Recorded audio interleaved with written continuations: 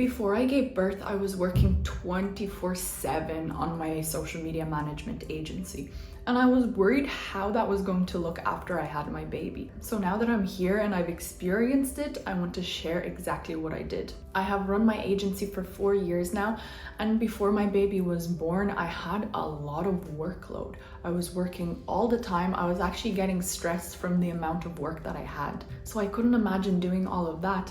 Plus, with a baby on top of that, a baby demands a lot of your time. When you have your own business, you don't get maternity leave.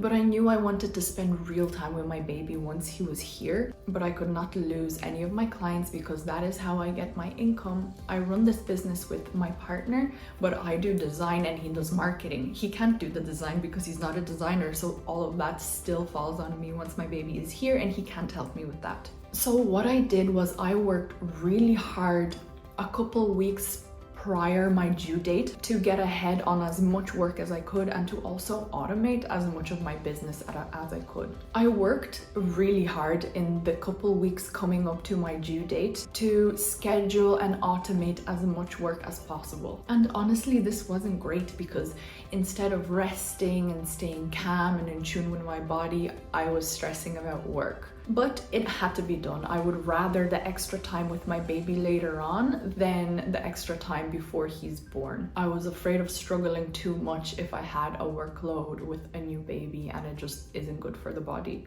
I knew I needed to rest and recover once he was here. So I delegated as much of the workload as I could, and that let me finish even more work ahead of time because I didn't have as much of a workload. I delegated design work to designers. We found a couple new designers so that we could give more work. But if you have a lot of admin or repeatable tasks that you can delegate to a virtual assistant, that is a really smart thing to do, and it will help a lot. You need help during this time. Me handing off a lot of design work to designers means, I guess, get a smaller income. But in this delicate time, what's way more valuable is the time that you spend with your family and your baby than losing that extra bit of money. When my baby was born, I already had 2 weeks of work fully done, so I could spend those weeks fully with my baby, enjoying the love bubble, and then ease back into work slowly. That doesn't mean on week 3 I was back full time. In week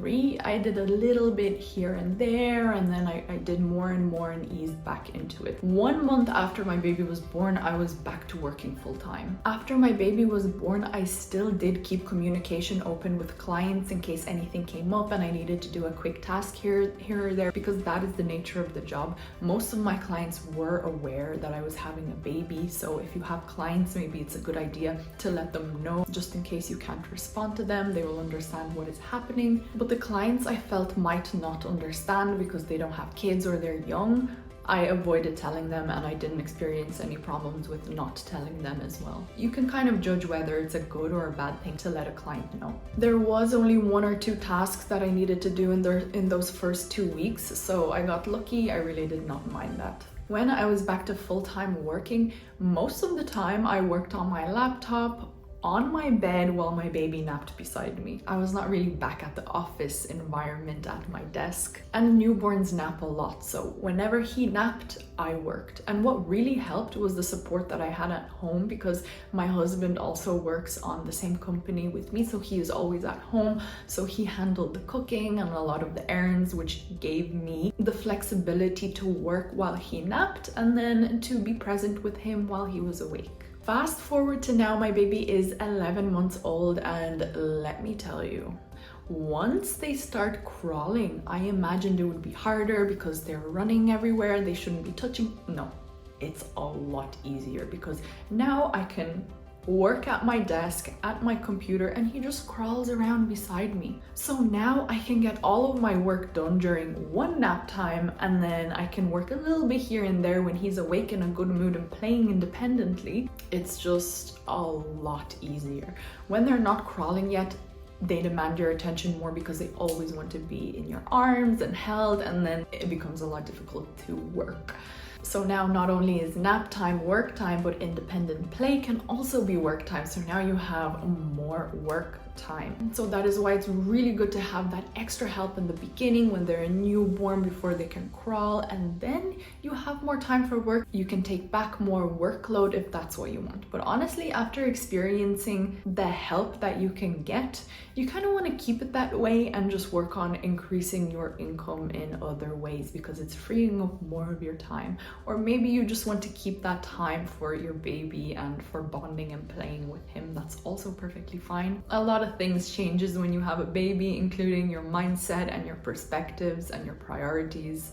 And you will figure everything out as it happens. And you know what? If you're worried like I was worried before my baby was here, the work gets done. It has to. There's no other way. But you just need to remember that rest is important, and that's what should be prioritized, but the work will get done. This has been scientifically proven. If you give yourself half an hour to do a task, or you give yourself 4 hours to do the task, you can get the task done in half an hour or in 4 hours, exactly 4 hours. Because the time you set, the time you give yourself for a task is the time that it will take you to do the task. So you can get a lot of things done in one nap because you know you need to get it all done in one nap, and it's possible.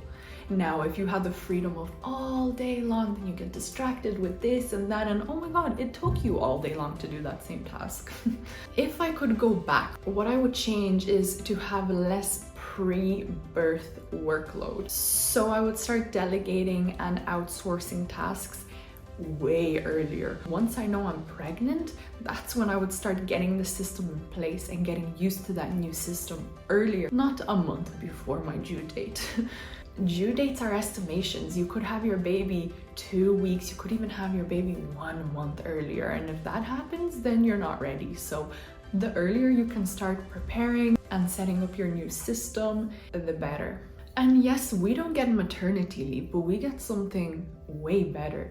We get to spend 24/7 with our baby and not have to leave them for 10 hours per day after maternity leave is over. So it's a good thing, it is a beautiful thing, and I'm so grateful that I get to spend all this time with my baby. And I do feel guilty sometimes that I'm working and not spending time with him, but then I think I could be working in an office 9 to 5 and not seeing him for 10 hours per day. So I'm really happy that this is how it is. So I think a better mindset to get into is not worry about how the work will get done, but just gratitude that you have a work to do and you can do it with your baby in your arms. So that is my real experience of running a business after giving birth. And if any of this helps you, let me know what part you would like for me to expand on next. And if you want more videos like this, you can subscribe to my channel.